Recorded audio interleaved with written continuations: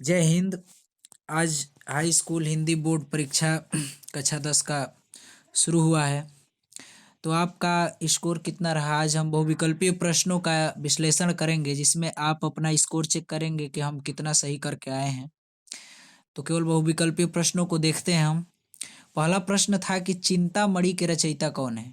तो चिंतामणि के रचयिता जो हैं आचार्य रामचंद्र शुक्ल हैं, जो एक निबंध विधा है और इसको 1939 में प्रकाशित किया गया था।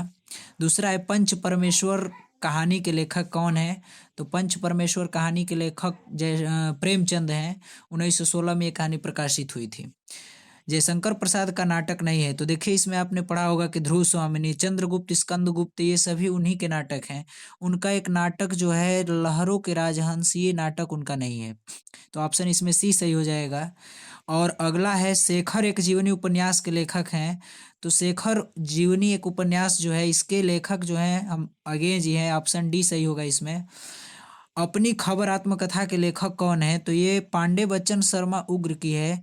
ऑप्शन ए सही होगा इसमें। भूषण किस युग के कवि हैं? तो भूषण रीतिकाल के कवि हैं, जो ऑप्शन बी सही होगा। ललित ललाम किसकी रचना है? तो ललित ललाम ये जो है श्रृंगारिक मतिराम की रचना है।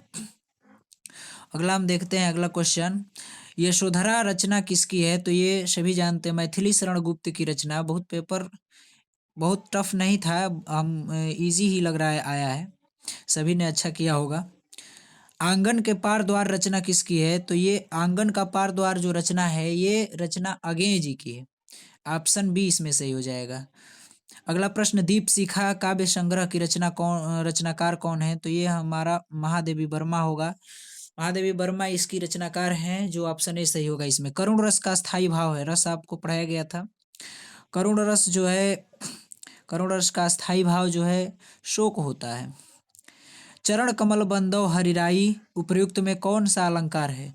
तो आपको हमने पिछली वीडियो में बताया था कि आपको ऐसे अलंकार मिलेंगे, आपको ट्रिक से कैसे समझना है। तो देखिए, इसमें योजक चिन्ह बीच में आया है, लेकिन इसमें सा सी से नहीं आया है। तो जब सा सी से नहीं रहे और योजक चिन्ह केवल रहे, तो उसमें हमारा जो हो जाएगा रूपक अलंकार हो जाएगा। ऑप्शन सी जाएगा इसके लिए। अगर यही योजक बिंदु के बाद सा सी से सरिस होता तो हमारा उपमा अलंकार हो जाता। अगला है कि यह सम मात्रिक छंद है। इसमें प्रत्येक चरण में 24, 11 और 13 पे यति होती है। तो देखिए, जो दोहा होता है सोरठा, ये दूसरे के एक उल्टे होते हैं, आपको मालूम होगा। लेकिन 24 मात्राओं में 11 और 13 जो मात्रा होती है, इसमें जो आपका सही होगा ये रोला हो जाएगा, ए। अगला ऑप्शन क्वेश्चन पर हम चलते हैं।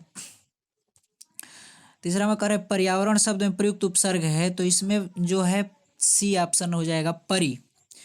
महानता शब्द किस प्रत्यय का प्रयोग हुआ है? तो इसमें ता का प्रयोग हुआ है। Option number B. सुख और दुख में, समास में भी आपको बताया गया था कि दो ऐसे शब्द के बीच में योजक चिन्ह हो, लेकिन वो शब्द एक दूसरे के उल्टे हो, तो उसमें कौन सा समास होगा? तो उसमें आपका द्वंद्व समास हो जाएगा, क्योंकि द्विगु समास तो संख्यावाचक होता है, आपको बता मालूम है। तो सुख और दुख के बीच में योजक चिन्ह है और एक दूसरे के उल्टे शब्द हैं, तो द्वंद्व समास हो जाएगा। इसमें अग्नि का पर्यायवाची शब्द नहीं है। तो देखिए, अनल भी है, पावक भी अग्नि का पर्यायवाची है, ज्वाला भी है, लेकिन अनिल जो है पर्यायवाची किसका? अग्नि का पर्यायवाची नहीं। अनिल जो है हवा का पर्यायवाची होता है, हवा।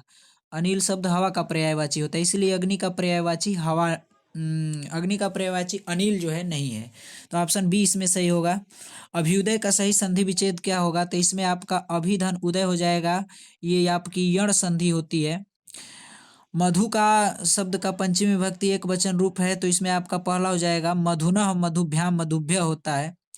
तो आपका ऑप्शन इसमें पहला सही हो जाएगा। पठिष्यथः जो है ये पठ धातु का है, और इसमें मध्यम पुरुष का द्विवचन मध्यम पुरुष ये है। पठिष्यति, पठिष्यथः, पठिष्यथ। तो पठिष्यथः द्विवचन मध्यम पुरुष, इसमें ऑप्शन सी चला जाएगा।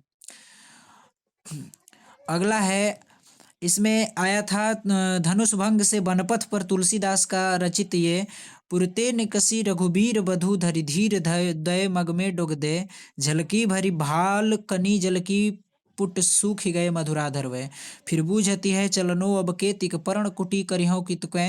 तो इसमें संदर्भ सहित व्याख्या था। तो आपको मालूम ही होगा तुलसीदास का ये रचित है पद धनुष भंग, जो बालकांड से लिया गया है। इसके रचयिता तुलसीदास जी हैं और ये बनपथ से लिया गया है।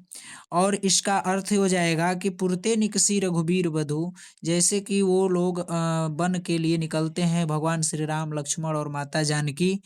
तो जैसे ही श्रृंगेरपुर से आगे जाते हैं तो सीता माता जो है थक जाती हैं और उनके होंठ जो है सूख जाते हैं और वो उनके माथे पे पूरा पसीना आ जाता है और वो बोलती हैं कि हे स्वामीनाथ, अभी कितनी दूर तक और चलना है और कहाँ खूंटी बनाकर हमको, कहाँ हम लोगों को विश्राम करना है, ये इसका अर्थ हो जाएगा।